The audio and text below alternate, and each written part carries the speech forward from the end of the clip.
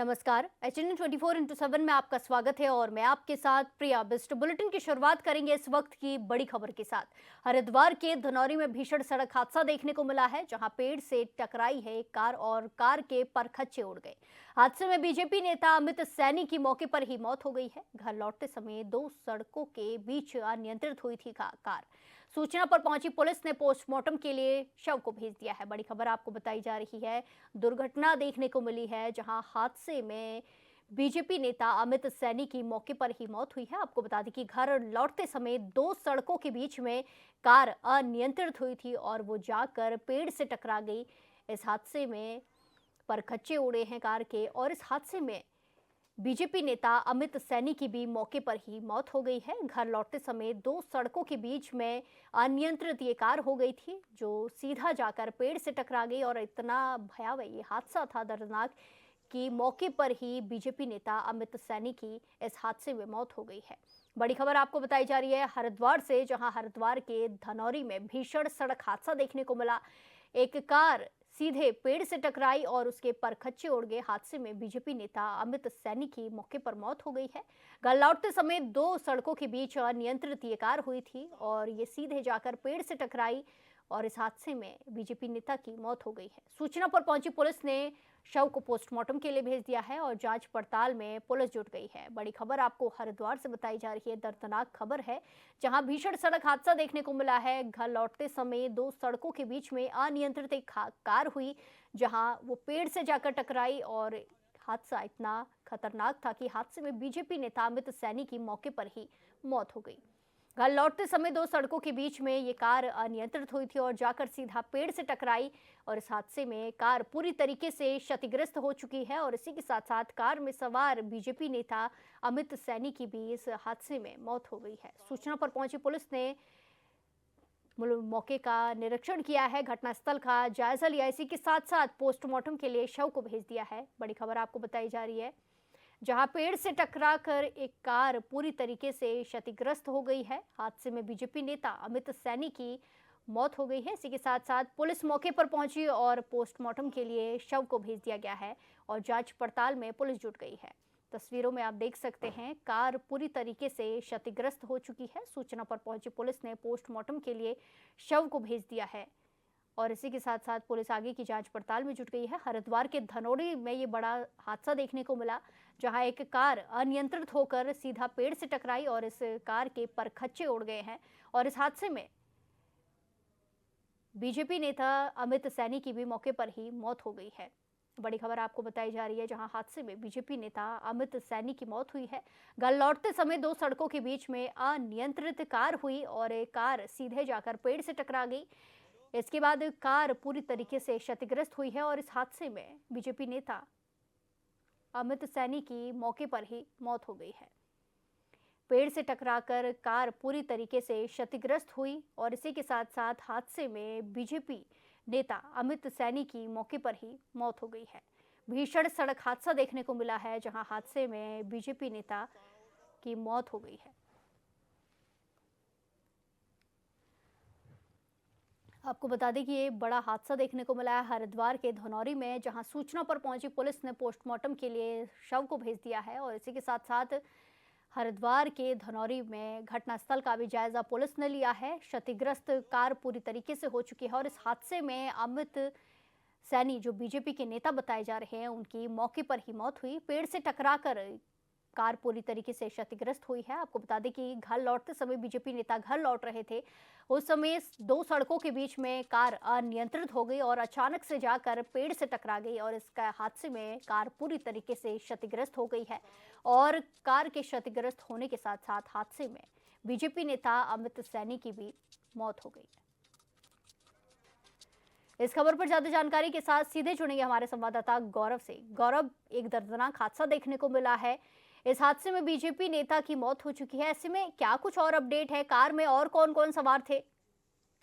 जी भैया, मैं आपको बताना चाहूंगा कि हरिद्वार से रुड़की और धनौरी के बीच में हादसा हुआ है। ये भाजपा ओबीसी मोर्चा के पूर्व प्रदेश कोषाध्यक्ष अमित सैनी जी की मौके पर ही दर्दनाक मौत हो गई है और इसमें पुलिस कारणों की ज्यादा जांच कर रही है, क्या कारण रहे क्या नहीं रहे।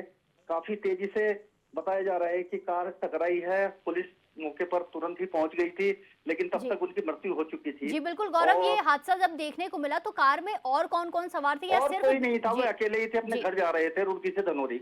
जी। जी। ऐसे में अब क्या कुछ आगे देखने को मिल रहा है, कार्रवाई देखने को मिल रही है, कोई सीसीटीवी फुटेज पुलिस सामने आए हैं? जी नहीं, सीसीटीवी फुटेज वगैरह तो नहीं अभी आया है, लेकिन मौके पर लोगों ने तो बताया गया कि कार काफी तेज रफ्तार से थी जी और पुलिस मौके पर तत्काल ही पहुंच गई थी, लेकिन तब तक हादसे में उनकी मृत्यु हो चुकी थी। उसके बाद पोस्टमार्टम के लिए शव को भेजा जा चुका जी है। बिल्कुल, देखना होगा गौरव क्या कुछ इसमें आगे निकलकर सामने आता है। धन्यवाद हमारे साथ तमाम जानकारी साझा करने के लिए। इसी के साथ खबरों में आगे बढ़ते हैं। नववर्ष की खुशियां जहां दुनिया मना रही है, वहीं झारखंड के खरसावां में 1 जनवरी शहीद दिवस के रूप में मनाया जाता है। ऐसे में मुख्यमंत्री हेमंत सोरेन ने शहीदों को पुष्पांजलि अर्पित की। इस मौके पर हजारों लोगों ने शहीद वेदी पर अगरबत्ती, तेल और फूल चढ़ाकर श्रद्धा सुमन अर्पित किए। क्षेत्र को पुलिस छावनी में तब्दील कर सुरक्षा के कड़े इंतजाम किए गए। वहीं सीएम ने आदिवासियों के जल जंगल जमीन के संघर्ष को याद करते हुए कहा कि इन बलिदानों से ही झारखंड बचा है। उन्होंने घोषणा की कि शहीदों के वर्षों की पहचान कर सम्मान देने के लिए विशेष आयोग गठित किया जाएगा।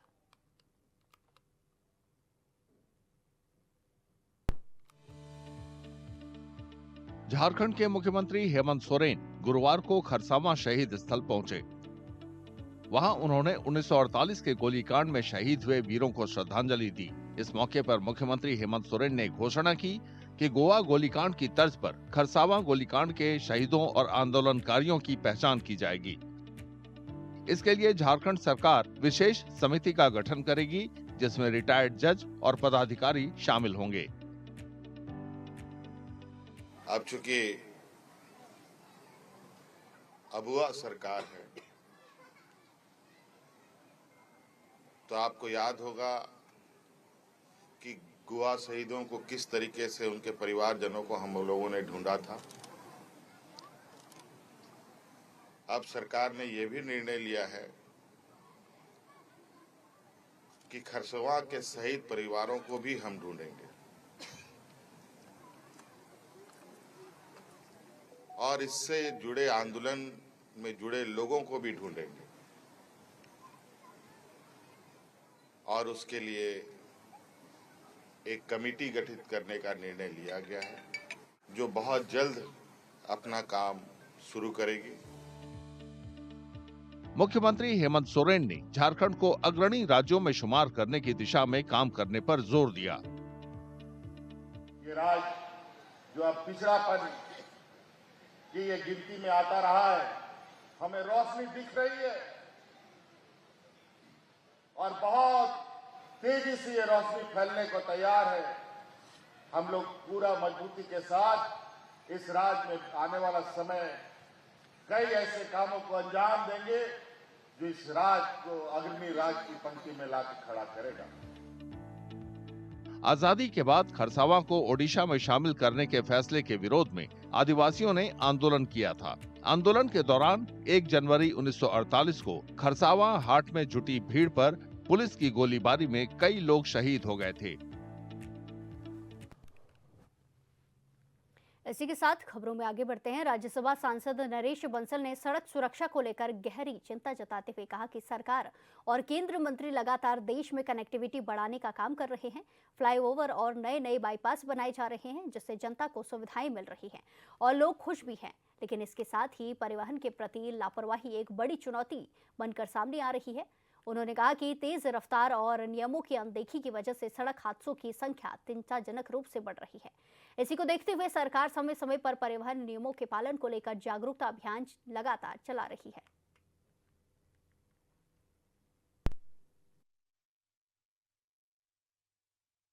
निश्चित रूप से भारतीय जनता पार्टी की सरकार अपराध के प्रति और भ्रष्टाचार के प्रति जीरो टॉलरेंस की सरकार है। किसी ने क्या आरोप लगाया मैं नहीं कह सकता, लेकिन कहीं पर से भी कोई तथ्य आते हैं तो सरकार पूरी जांच करा करके उसमें दोषियों को जेल भेजने का काम करती है। इसलिए किसी भी प्रकार के बिना तथ्यों के कोई आरोप नहीं लगाने चाहिए।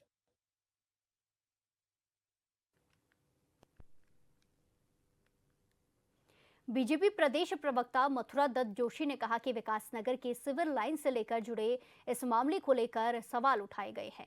वो सरकार की पूरी जिम्मेदारी में है, जानकारी में है और सरकार स्वयं इसकी गंभीरता से जांच कर रही है।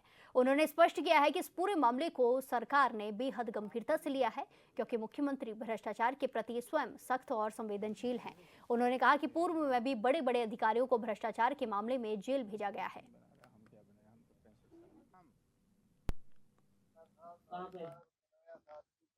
आपको भी बहुत निश्चित रूप से देखिए, जो विकास नगर की सीवर लाइन के संबंध में जो बात सामने आई है और उसमें सरकार उसकी जांच करा रही है, उसको देख रही है और सरकार की जानकारी में है और सरकार ने उसको गंभीरता से भी लिया है। माननीय मुख्यमंत्री जी भ्रष्टाचार के प्रति स्वयं गंभीर हैं। बड़े बड़े अधिकारियों को हमने जेल के सीखचों के अंदर भेजने का काम किया है। निश्चित रूप से उन्होंने जो बात उठाई है उस बात का संज्ञान लिया गया है। अगर उसमें कहीं पर भी उसकी जांच कराई जाएगी और जो भी अधिकारी दोषी होगा, चाहे वो कितना ही बड़ा अधिकारी होगा, उसके खिलाफ कानूनी कार्रवाई होगी। नए साल पर चमोली के ऊंचाई वाले इलाकों में बद्रीनाथ धाम के आसपास की पहाड़ियों समेत हेमकुंड, सप्त शिखर, हाथी घोड़ा पालकी, नीलगिरी, बरमल समेत अन्य इलाकों में इस सीजन की पहली हल्की बर्फबारी हुई है। वहीं निचले इलाकों में कुंवारी पास ट्रैक रूट के खुलारा कैंप साइट समेत नीति वैली में पर्यटकों हल्की बर्फबारी के साथ स्नो पाउडर का लुत्फ उठा रहे हैं।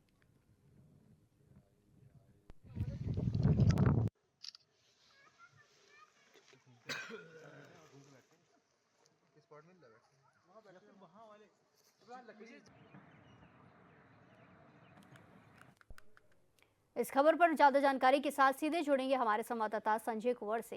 संजय, नए साल पर ऊंचाई वाले इलाकों में हल्की बर्फबारी देखने को मिल रही है, क्या कुछ पर्यटकों का कहना है, क्या कैसा वो महसूस कर रहे हैं? बर्फबारी हल्की है, लेकिन ऐसे में क्या कुछ और नजर आ रहा है? जी देखिए, जो चमोली जनपद के ऊंचाई वाले इलाके थे वहाँ पे जो बृहस्पतिवार की देर सायं हल्की बर्फबारी हुई है। जो पश्चिमी विक्षोभ था वो हिमालय के इस ओर जो सक्रिय हुआ था, तो दोपहर 3:30 बजे के बाद कुछ मिनट के लिए जो बर्फबारी हुई, तो कुंवारी पास सहित जो उच्च हिमालयी क्षेत्र है, बद्रीनाथ धाम की पहाड़ियां हैं, चिनाब वैली, हाथी घोड़ा पालकी सहित तमाम वो ऊंचाई वाले इलाके जो है साल की जो पहली बर्फबारी से लगभग हुए हैं। हालांकि ये स्नो पाउडर ही था जो 15 मिनट तक रहा, लेकिन जिस तरह से लॉर्ड कर्जन ट्रैक, कुंवारी पास और अन्य जो एल्टीट्यूड के जो कैंप साइट थे, वहाँ पे जो न्यू ईयर सेलिब्रेशन के लिए पर्यटक पहुंचे थे, तो उनकी मन की मुराद जरूर पूरी हुई है। लेकिन औली गोरसों सहित जो निचले इलाके हैं वहाँ जो है दिन भर पर्यटक जो है टकटकी लगाए बैठे थे कि बर्फबारी कब होती है। लिहाजा जो आसपास की पहाड़ियां सफेद हुई थी, तो उनसे ही जो पर्यटकों ने काम चलाया और देर से जो है वापस जोशीमठ लौट आए।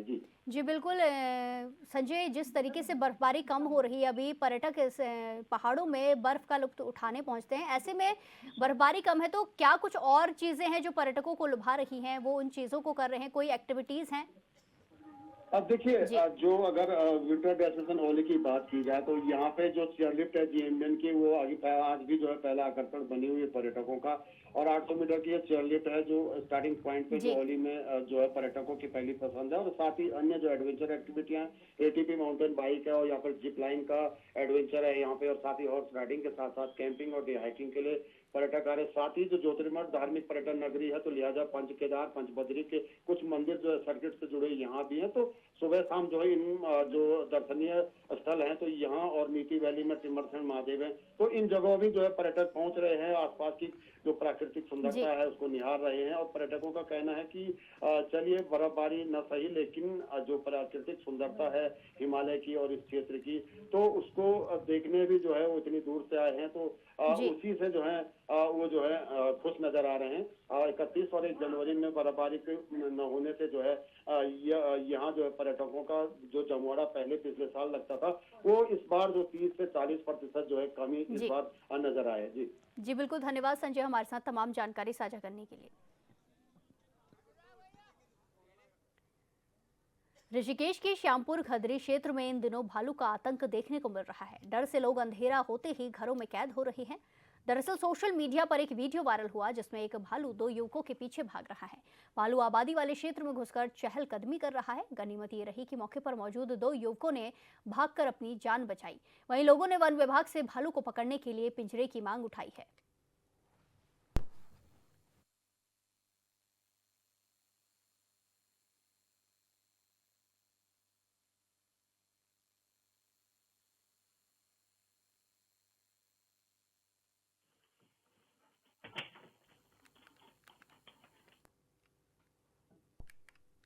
इसी के साथ खबरों में आगे बढ़ते हैं। अलीराजपुर जिले की होनहार निशानेबाज वैदिका महेश पटेल रावत का 10 मीटर और 50 मीटर राइफल में भारतीय टीम ट्रायल्स के लिए चयन हुआ है।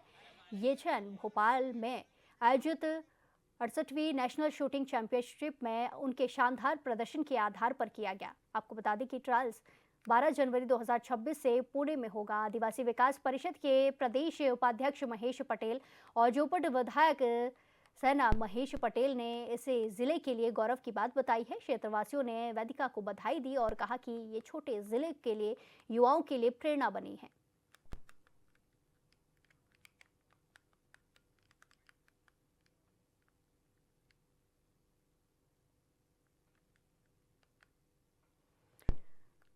तो इसी के साथ खबरों में आगे बढ़ते हैं। राजस्थान के चोमू में 25 दिसंबर को हुई पत्थरबाजी की घटना के बाद प्रशासन ने अतिक्रमण के खिलाफ अपना सख्त रुख अपनाया है। मस्जिद के बाहर सड़क पर लगी लोहे की रेलिंग हटाने के दौरान हिंसा भड़कने के बाद नगर परिषद ने बुलडोजर कार्रवाई शुरू की।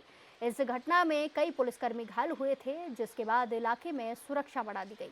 प्रशासन का कहना है कि ये कार्रवाई यातायात व्यवस्था सुधारने और कानून व्यवस्था बनाए रखने के लिए की जा रही है।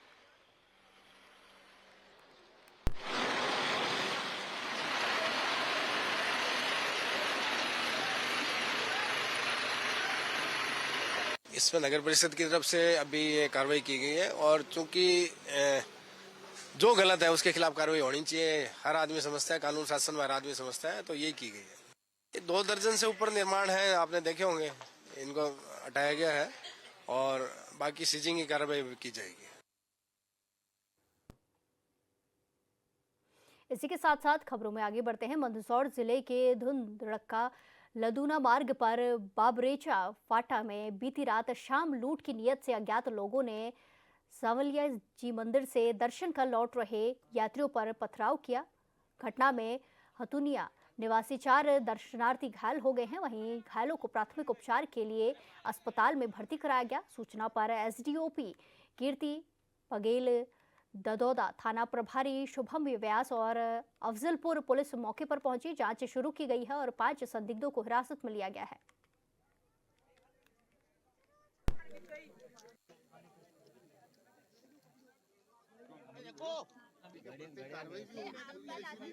भुगतान कौन करेगा? जी अरे इस संबंध में लदूसा से जो है दर्शन करके कुछ लोग यहाँ से जा रहे थे, तो गांव के कुछ लोगों के द्वारा उनको जो है मारपीट की घटनाक्रम किया गया था। इसमें ग्रामीण जन इकट्ठा हुए थे। वर्तमान में जो है कुछ आरोपियों को अभिरक्षा में लिया गया है। अभी तक कितने आरोपियों को राउंड अप किया गया है? अभी जो है 5 आरोपियों को जो है अभिरक्षा में लिया गया है। कितने लोग घायल हुए इसमें? इस संबंध में अभी जानकारी आ रही है कि 3 से 4 लोग जो है घायल होने की सूचना है।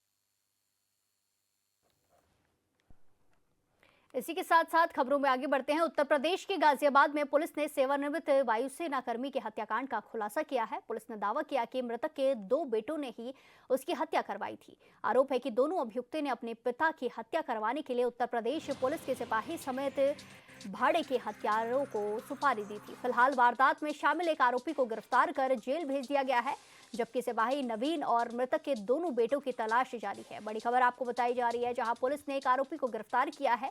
वायु सेना कर्मी जो सेवानिवृत्त थे, उनकी हत्या का खुलासा हो गया है। मृतक के बेटों ने ही घरेलू विवाद को लेकर ये पूरी साजिश रची थी। एक सिपाही के साथ अन्य लोगों को सुपारी दी गई थी अपने ही पिता को मरवाने की, और पुलिस ने इसका खुलासा कर लिया है। मृतक के बेटों ने ही घरेलू विवाद को लेकर ये पूरी साजिश रची और पुलिस ने एक आरोपी को गिरफ्तार भी कर लिया है। अन्य आरोपियों की तलाश जारी है। गाजियाबाद से बड़ी खबर आपको बताई जा रही है, जहां सेवानिवृत्त वायुसेना कर्मी की हत्या की गई थी, जिसका खुलासा पुलिस ने कर दिया है। मृतक के बेटों ने ही अपने पिता की हत्या करवाई थी। इसको लेकर सुपारी भी दी गई थी। घरेलू विवाद को लेकर ये पूरी साजिश रची गई थी और पुलिस ने एक आरोपी को भी इस मामले में गिरफ्तार किया है और एक अन्य आरोपी की तलाश लगातार जारी है। गाजियाबाद से बड़ी खबर आपको बताई जा रही है, जहां अपने ही पिता को मरवाने के लिए दो बेटों ने सुपारी दी थी और पुलिस के सिपाही समेत भाड़े के हथियारों को सुपारी दी गई। फिलहाल वारदात में शामिल एक आरोपी को गिरफ्तार कर जेल भेजा जा चुका है, जबकि सिपाही नवीन और मृतक के दोनों बेटों की तलाश अभी भी जारी है।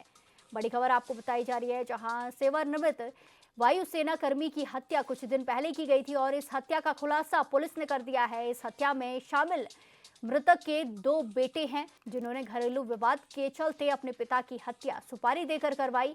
एक सिपाही के साथ अन्य लोगों को इस पूरी वारदात में शामिल किया गया था। सुपारी दी गई थी और पुलिस ने एक आरोपी को गिरफ्तार किया है और अभी अन्य आरोपियों की तलाश जारी है। एक सिपाही नवीन की और दोनों बेटों की तलाश में पुलिस जुटी हुई है। बड़ी खबर आपको बताई जा रही है, जहां एक वायु सेना के सेवानिवृत्त अफसर की हत्या कर दी गई थी और इस हत्या में उनके बेटे ही शामिल बताए जा रहे हैं। पुलिस ने खुलासा करते हुए एक आरोपी को गिरफ्तार भी कर लिया है, जबकि अन्य आरोपी अभी भी फरार बताए जा रहे हैं। बड़ी खबर आपको बताई जा रही है, जहां आरोपियों की तलाश में पुलिस जुटी हुई है। दिनांक 26/12/25 को थाना लोनी के अशोक विहार क्षेत्र में योगेश कुमार, जो कि रिटायर्ड एयरफोर्स हैं, उनके हत्या के संबंध में उनके पुत्र द्वारा एक तहरीर दी गई थी, जिस आधार पर थाना लोनी पर अभियोग पंजीकृत किया गया था। इन अभियुक्तों की गिरफ्तारी एवं इस घटना के सफल अनावरण हेतु तब से प्रयास किए जा रहे थे। इसी क्रम में कल दिनांक 31/12/25 को एक अभियुक्त अरविंद, जो कि मृतक का पड़ोसी है, उसे भी गिरफ्तार किया गया है। उससे पूछताछ पर उसने बताया कि वह इनके दोनों बेटों से मिलकर जो इस साजिश की गई और उसके बाद उसने इस घटना को अंजाम देने के लिए अपने बहनोई को साथ में लिया और दिनांक 26/12/25 को एक हीरो एक्सट्रीम बाइक पर उसने हाईवे के किनारे इस घटना को अंजाम दिया था। और भी पूछताछ करने पर यह ज्ञात हुआ कि मृतक के बड़े बेटे के साथ नाई की दुकान पर इस घटना को अंजाम देने की साजिश हुई थी और दूसरे छोटे बेटे गुड्डू के साथ इस घटना को अंजाम देने के लिए मृतक की छत पर ही साजिश की गई थी। उसकी वजह जो यह निकल के आई है कि मृतक से उनके दोनों बेटे और घर वाले परेशान थे। मृतक अपने बेटों से और परिवार से घर को खाली करवाना चाहता था। इसी के साथ साथ खबरों में आगे बढ़ते हैं। मंदसौर के गरोठ उज्जैन 4 लेन पर भीषण सड़क हादसा हुआ। टायर फटने की वजह से बस सड़क पर पलट गई। हादसे में बस में सवार 40 यात्री गंभीर रूप से घायल बताए जा रहे हैं, जिन्हें सूचना पर पहुंची पुलिस ने आनन फानन में अस्पताल पहुंचाया और आगे की कार्रवाई में पुलिस जुट गई है।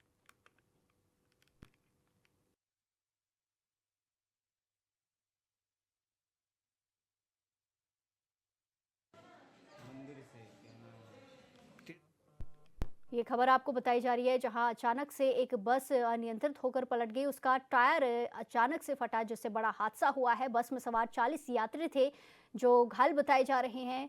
बस में सवार यात्रियों को अस्पताल में भर्ती कराया गया है, जहां उनका उपचार चल रहा है। इसी के साथ साथ पुलिस हादसे की जो पूरी घटना हुई है इसकी जांच पड़ताल में जुटी है। आपको बता दें कि अचानक से एक बस का टायर फटा, जिससे कि बस रास्ते में ही पलट गई और इस हादसे में 40 यात्री, बस में सवार 40 यात्री घायल बताए जा रहे हैं। घायलों को पुलिस ने तुरंत अस्पताल पहुंचाया, जहां उनका इलाज चल रहा है। बस सवार 40 यात्री इस हादसे में घायल हुए हैं। आपको बता दें कि टायर फटने से बस अचानक से सड़क पर पलट गई और इस हादसे में बस में कई यात्री सवार थे और 40 यात्री इसमें से घायल बताए जा रहे हैं, जिन्हें अस्पताल पहुंचाया गया है, जहां उनका उपचार चल रहा है। तस्वीरों में भी आप देख सकते हैं किस तरीके से सड़क में बस पलटी है। टायर फटने से बस का अचानक से टायर फटा, जिससे कि बस अनियंत्रित होकर सड़क पर ही पलट गई और इस हादसे में 40 लोग घायल बताए जा रहे हैं, जिन्हें सूचना पर पहुंची पुलिस ने तुरंत अस्पताल में भर्ती कराया, जहां उनका इलाज चल रहा है। आप तस्वीरों में देख सकते हैं किस तरीके से बस रास्ते में पलटी है और इस हादसे में 40 लोगों के घायल होने की खबर सामने आई है, जिसके बाद उन्हें अस्पताल में भर्ती कराया गया है।